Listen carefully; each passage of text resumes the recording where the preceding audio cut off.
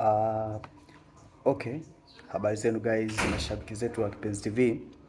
Bwana, kuna stories mbili tatu hapa nimeona inaendelea juu ya yule dada mwanachuo anaitwa Hadija. Mashabiki wengi wanadai wimbo wa Kusa kama sio.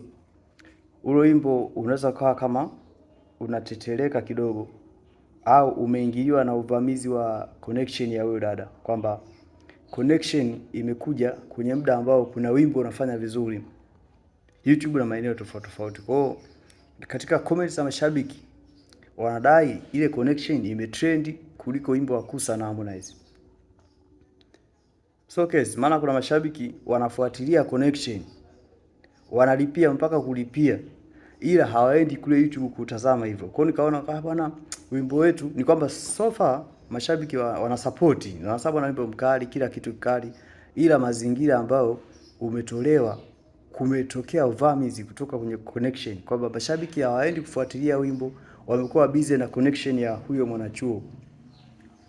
Vipi kwa maoni yako, kwa upande wako? Mimi kwa upande wangu nimeona ngoja tu nishare na wadau. Je, kweli wimbo wa Harmonize na Kusa unafanya vizuri mtaani? Je, kipi kimetrend kati ya hiyo video ya huyo mwanachuo aitwa Hadija nadhani, kati ya huyo mwanachuo na wimbo wa Harmonize na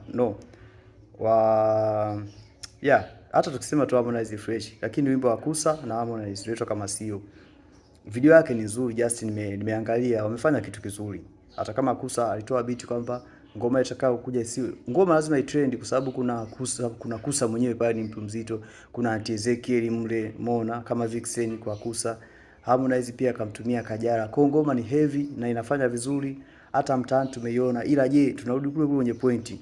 Hata wewe shabiki yangu unaweza kuwa kuna kitu, je, connection umeiona? Je, video umeiona? Unaweza kutuambia ni kipi ulichokiona, kipi hujakiona? Je, ni kweli ile video inafanya fresh? Je, ni kweli imeathiriwa na uvamizi wa hiyo connection ya wewe mwanadada? Mimi nasoma comment hapo.